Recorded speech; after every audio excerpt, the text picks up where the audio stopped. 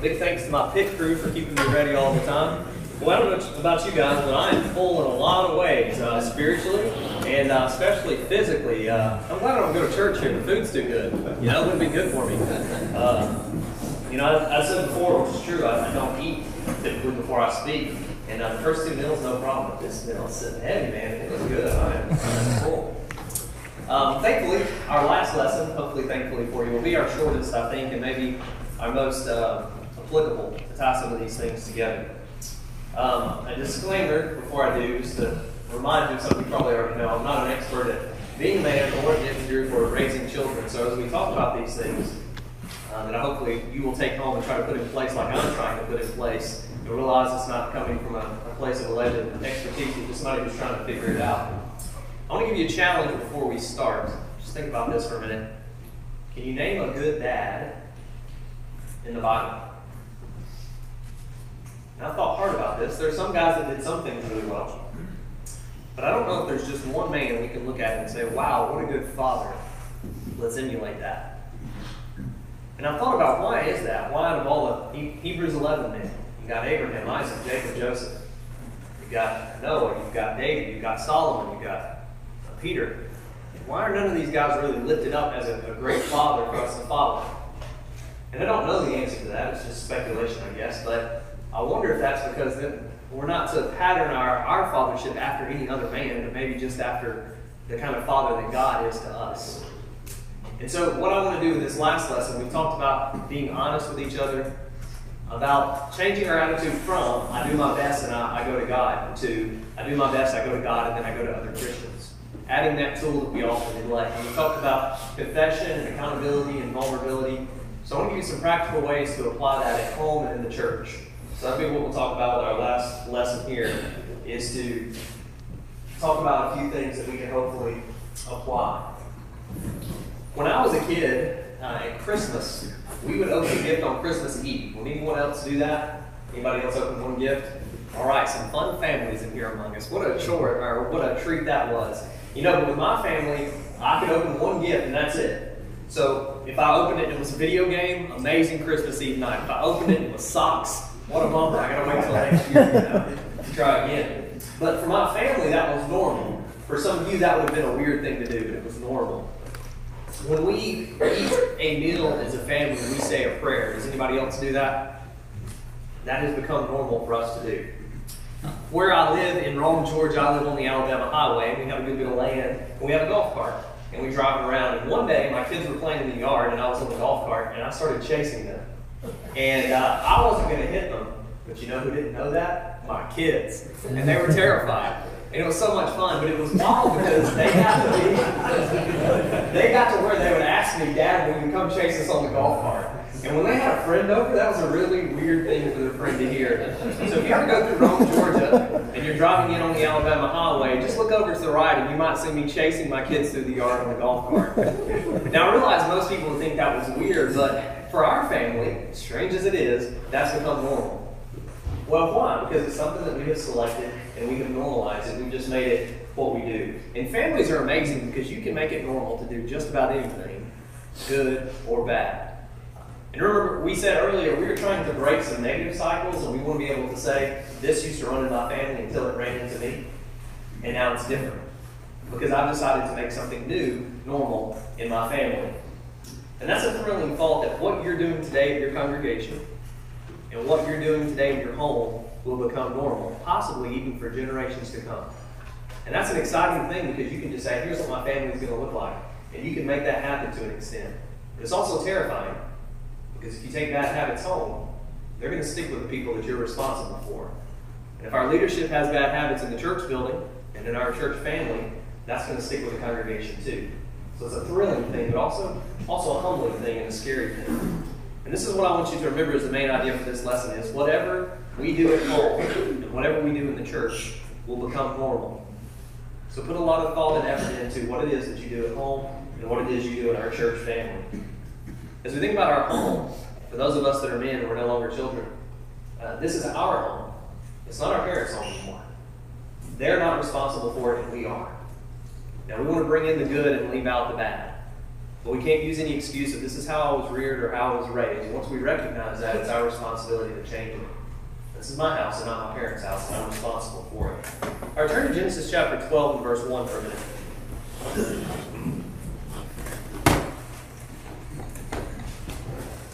Neil, if you will, I want you to get Joshua 24:2. So we're going to read Genesis 12:1, and then Neil's going to read for us Joshua 24:2. So when you get there, somebody read Genesis chapter 12 and verse 1. Now the Lord said to Abram, get out of your country, from your family, and from your father's house to a land that I will show you. So we're familiar with the story, right? God says to Abraham, get up and leave. Move. And I think it's like Abraham is like, well, where? And God says, don't worry about it. I'll tell you when you get there. It's kind of the sense I get of that. Have you ever thought, though, why did God ask Abraham to leave? I mean, he's leaving his family, he's leaving his homeland, he's leaving security, and he's going to go be nomadic. And even the land God promises him is not going to be in his family for 430 years. So he is kind of committing himself to a life of homelessness, or at least being a nomad. All right, so I wondered, why would God ask that? Doesn't there have to be some reason that God would ask this big challenge of him? All right, Joshua 24:2.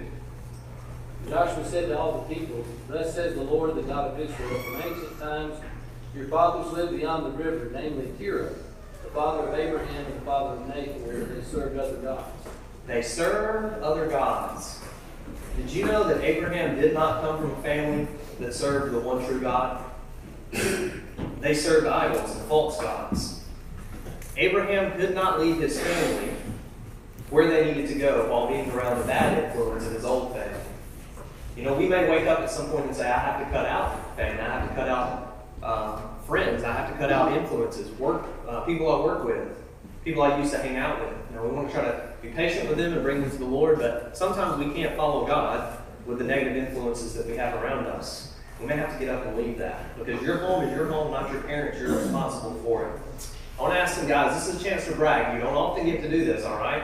So what is the best gift you've ever gotten your wife? Who has one they really want to brag on? All right, no gifts. This is a marriage seminar now. Nick, treat our wife with love, 10 minutes. Be good gift givers. Now, somebody surely has given their wife a gift that they're proud of, right? Yes, sir. A car. A car? That's just showing off. She had to sign the papers too. Okay, that's fair. Car's pretty good. Car's pretty good. That's great. Yes, sir. My wife an iPad. An iPad. Okay, it's no car. That's good. No, that's great. Good. Yes, sir. Diamond rings and pearls. Oh, man. All right. Okay, very good. All right, now. Me. You. What a guy. What a guy. Let me ask her how she feels about that. Very good. All right, now, here's one not to be so proud of. What's the worst gift you've ever gotten your wife? That's amazing. Me. Not me. There's the humility and the honesty we're looking for. All right, what else? What's something that you got in your wife that you're like, yeah, looking back, that was a bad choice? Maybe nothing in that category. Well, that's good. I've heard of one time a guy got his wife a weight scale. Very smart. Good decision. He's single now. No big deal. I got a vacuum. A vacuum. Okay, yeah, get to work. There you go. One guy said he got his wife some dishes. One time I heard that, and he meant it as a compliment. Hey, this will help you cook since you're not. And she didn't appreciate that, you know. So sometimes we give our family great gifts, and sometimes we mess up and we give them bad gifts. But the idea I want to share with you is just this idea. The best gift, what we owe really to our families, what we owe to our churches, the best gift we can give is to just make it a place where God is. To make it normal to do these things, because we owe our kids a better gift than just going through the motions. And we owe our kids a better gift than the negative baggage that maybe we've learned other places. All right? So how do we apply the things we've talked about already in our homes and in the church? So the first thing that's behind me here is just the idea of talk about it. What are you into? The odds are your kids are into that too. Now, what are the odds of a Georgia football fan having a child and that child likes Georgia too? What are the odds of that? I mean, that's got to be 1 in a million that a Georgia fan can have a child and that kid is also a Georgia fan. No, that's ridiculous. It has nothing to do with their genetic predisposition. It's because they watch their parents love it and they learn to love it too. And I didn't use Kentucky football as an example because because that's cruelty to children, and I don't support that. But whatever you're into, whatever you talk about, is what your children are going to be into as well. So talk about the things that are most important. I love sports, I do. Georgia just won twice. I never thought I would see an Atlanta area team win anything in my lifetime. And to win twice, I'm not taking it for granted. I'm spoiled and very thankful for it. And I love sports, but I don't watch them as much as I used to, and I don't talk about them as much as I used to, though there's nothing wrong with enjoying them. But I've replaced that with talk about things that are more important a lot of the times. What do your car rides sound like? What does it sound like between Bible class and between worship? What do your family walks sound like? Turn to Deuteronomy chapter 6, verses 4 through 9. There are a lot of passages that you've read a million times, right? And it can almost become like white noise or something, or cliche in a given situation. But typically that's because the verse is so important and so spot on that it's brought up a lot because it should be. In Deuteronomy 6, 4 through 9 is one of those verses. Somebody read that for us when you get there. Deuteronomy 6, 4 through 9. Hear, O Israel, the Lord our God, the Lord is one. You shall love the Lord your God with all your heart, with all your soul, and with all your strength. And these words which I command you today shall be in your heart. You shall teach them diligently to your children, and shall talk of them when you sit in your house, when you walk by the way, when you lie down, and when you rise up. You shall bind them as a sign on your hand, and they shall be as frontlets between your eyes. You shall write them on the doorposts of your house and on your gates. One thing I try to remind myself, I'm not our full-time preacher, but it's not my preacher's job nor my kids' Bible class teachers to educate my kids or to help them love the Lord. They are a supplement, or should be, to what we're doing at home, right? I mean, my primary responsibility is to provide my children with a love for God, show them a good example. When we get up in the morning to talk about those things, when we get in the car to go on a trip, to stop and to pray, not just because we pray before meals, because we always have, but maybe to pray in the car before we leave. Thankful to God that we have a car and we can go on a trip. My job is to talk about that all throughout the day, when we go to bed at night, to talk about the Lord, to apply the Lord in every situation as much as I possibly can. And that can be challenging if we've never done it and if we've never seen it. But if we decide we want to, and we just jump in and start, it can become a lot easier. In Philippians 4, 6 through 9, it says several things, and then verse 8 says, brothers and sisters, whatever is true, whatever is noble, whatever is right, whatever is pure, whatever is lovely, whatever is admirable, if anything is excellent or praiseworthy, think about such things. So first, we talk about these things with our children. Talk about these things in our congregation. Number 2 is to show people. What is faith without works? So we want to talk about it, but it can't stop us talking about it. That's just the jumping off spot. It's a great start, but a bad place to finish. Can you imagine your child being able to fix a car engine because you told them how to do it? Can you imagine a mom working with her daughter to bake a cake and she tells her how to do it and expects her to do it? Of course not. That's ridiculous. We have to talk about it, but we also have to show them how to do those things. In Ephesians 6:4, it says, fathers, don't provoke your children to anger, but bring them up in the discipline and instruction of the Lord. Yeah, teach them, but then show them how to do it as well. Imagine asking a child to do a Bible study with a friend if they've never done one with you. Imagine a child being asked to do a Bible study with a friend if they've never seen you do one.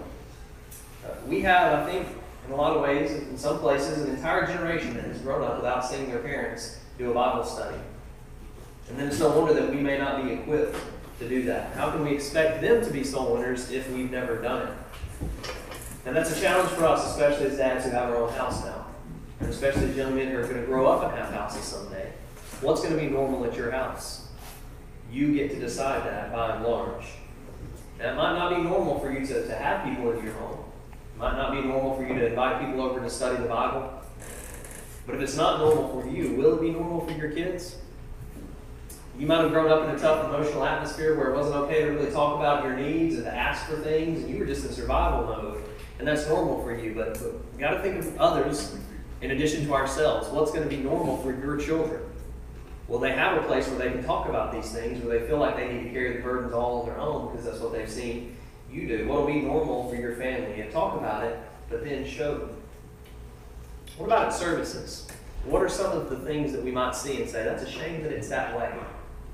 Sometimes our older members are neglected. Well, what about you? Are you adopting those widows and those widowers and helping them? I heard a sermon once on, kind of the title was like, if every Christian was like you, right? And that's a very challenging thought, because if we think, man, if everybody gave like I gave, could we do everything we do? Could we have 2 preachers, 3 preachers, or could we use a facility like this? And it challenges us to do more. But what's normal for you? But what about someone who sits alone at services every time? Is that normal at your congregation, or is that an emergency situation that needs immediate attention? Well, I don't know. It depends. What do you make normal where you are? What about thanking the leaders that we have? Elders work so hard and so long, and most of the time for 0 pay. And sometimes they mess up. And we may notice that and be quick to talk to them about that and to other people, but how often do you sit down and write a thank you letter to them? You ever buy them a gift card to a restaurant, or show up their house and do some yard work for them? I don't know. Is that normal, or would that be weird? Well, it's up to you. You get to decide what's normal in your congregation. All right, so talk about it. Show them how to do it, and then do it together. This is one of the most challenging ones. My kids are 7, 7, and 4. The 7-year-olds have chores. The 4-year-old does too, but it's just kind of, she's just going through the motions. She's not strong enough or tall enough really to do anything. But the 7-year-olds, her sisters, do the laundry and the dishes. And it is glorious, because I don't have to think about those anymore. Except for when they're trying to get it done quickly and they hide like everybody's clothes somewhere in the corner of a closet. Okay, we have to address that. But you know, when we started that when they were like 3, and it was really annoying trying to do the dishes and having them do the dishes with me. But it took a while, and they eventually got the hang of it. And now they do those things even though they're just 7 on their own. And we almost got involved in that by accident. It's like, I wish I had pre-planned that. But they just started helping us, and then it stuck. And I thought, hey, you're good enough at this to do it on your own. But it's hard to do things together. And even elders, we want our members to get involved. Give them opportunities to do that. Make it an open door policy of like, hey, there are certain days or times or things I'm going to do, and I want you to go with me. You know, members, if you're not in that leadership role, still ask your elders, hey, look, you go to the hospitals a lot, you do Bible studies. Can I just ride along with you and just soak up that knowledge? Can we do it together so that I'll learn how? You know, imagine it's time to fix the car, and you say, son, I'll go work a little while, and then you come behind me and you finish it. Or the mom says to the kitchen, or to the daughter, we'll go into the kitchen, I'll cook the cake, I'll start it, and you finish it. You know, it doesn't make that any sense to do that way with a child. It's silly. And it's silly to do spiritual things that way as well. We need to do them together so that those of us that know can teach those that don't. Our kids, our members, need to see things done and then to do them with us. My wife and I were door knocking a couple summers ago. We met a lady named Rebecca, and she agreed to study the Bible. So the first time we went, just my wife and I went, my mom watched the kids. And Rebecca had a 2-year-old, and she's a sweet lady, and the kid's sweet, but the kid was very disruptive. So it's like, you ever try to do a study and an animal or a kid or somebody is interrupting you every few seconds, it's really hard to have any kind of a train of thought. The next time we went back, we took my 4-year-old. She was 3 at the time. And you know what happened? The 3-year-old and the 2-year-old played together the entire time. Mom and Dad were able to study with this lady without interruption. You know, my child would have been very good at leading the study, but was very good at playing with the child, the woman that we were studying with. Has anyone ever been door knocking? Have you ever been door knocking with either a pretty lady or a small child? Which goes better, going by yourself or going with the pretty lady or the small child? The pretty lady or the small child every time. I took my 4-year-old door knocking, and I call her the best doorbell ringer in the brotherhood. She went with me and a new convert that we had. It's a pretty rough dude, so she really mellowed us out a little bit, made us much more approachable, you know. But I have pictures of my kid door knocking, and that's something she'll be able to hold on to forever. There's a girl that just graduated from Freed-Hardeman named Hannah Young, and her parents are very evangelistic, and I asked her one time, what did your parents do that helped you? And she said, every time we would go out to eat, you know, you order while you're waiting on the food, or when it comes, you pray. So the parents have taught them to, before the food comes out, tell the waitress, hey, we're going to pray for the food when it comes out. Is there anything we can pray for you about? Now, Hannah, as a 23 or so year old, does that every time she goes out to eat. When she did it for the first time at Freed-Hardeman, even though these are Christian people, they were kind of shocked. They're like, oh, what are you doing? This is weird. We've just never done it. And now a lot of her friends do that same thing as well. And I've adopted that. We do that. At first, it was awkward to say, hey, excuse me, I know you're running away for an order, but we're going to pray when the food comes out. Anything we can pray for you for. But you know the reactions I've had to that. A couple people have been indifferent. A couple people have said, well, no, but just pray for me. But I've had people break down and cry that I would just ask them, can I pray for you? And you know what you do in that situation. That's an open door. That's a tender heart. And we tip bigger. We leave a copy of House to House or Authentic Christian Podcast card, and I'll write my cell phone number on the front of it. You know, you just never know what's going to happen, but it opens an opportunity. But my point in bringing that up is this. Why does Hannah do that? Well, because her parents did. They have normalized it. They talked about it. They showed her. They did it with her. And now she does it on her own.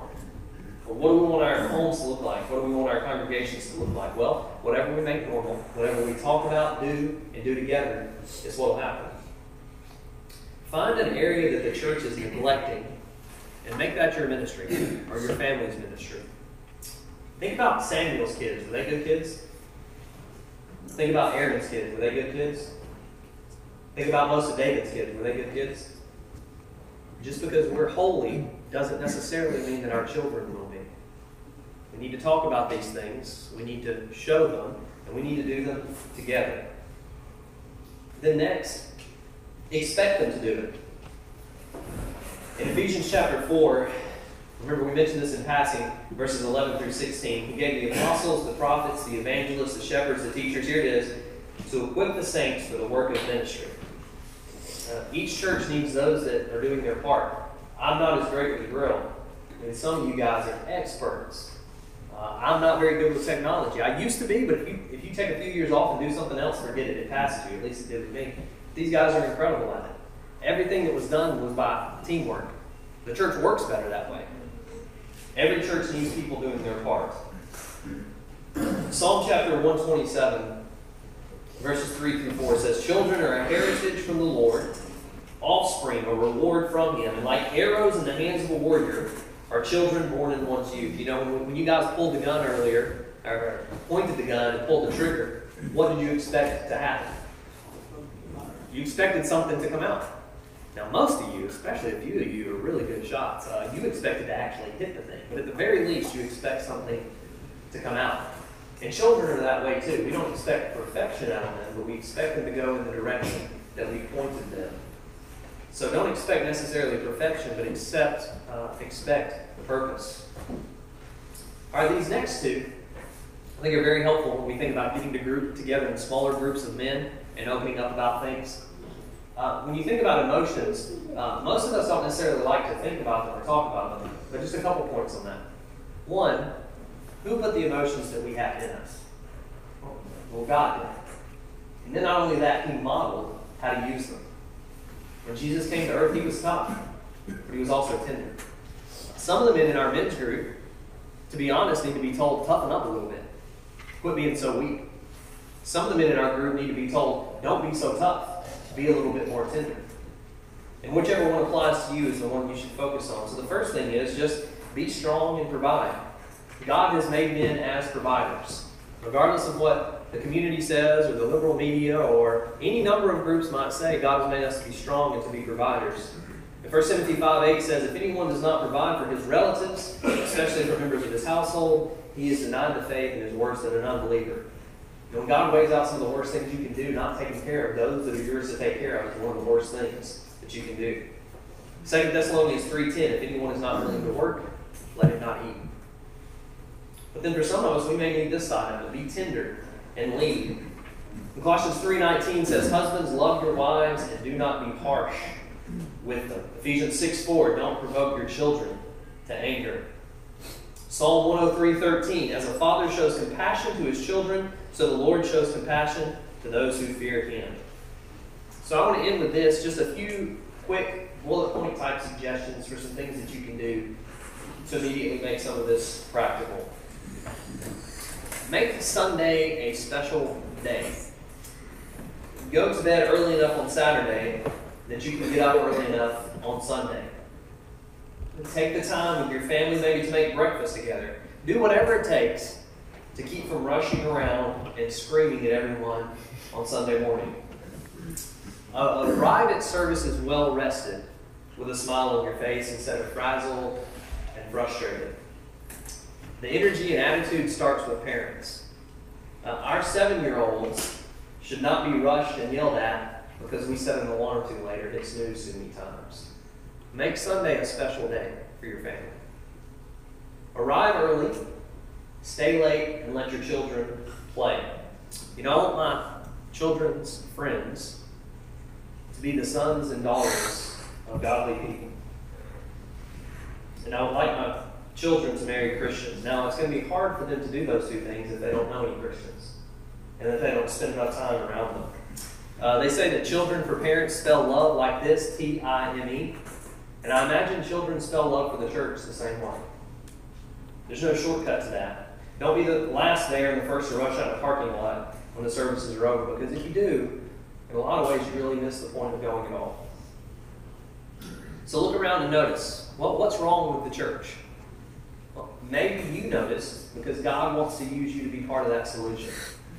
Do you notice the children's classes aren't as good as they should be, or people are being neglected, or people are being baptized and then abandoned, or there's not enough fellowship? Well, maybe you notice that because God wants you to be a part of fixing that. Have your family make a list of things you love about your congregation.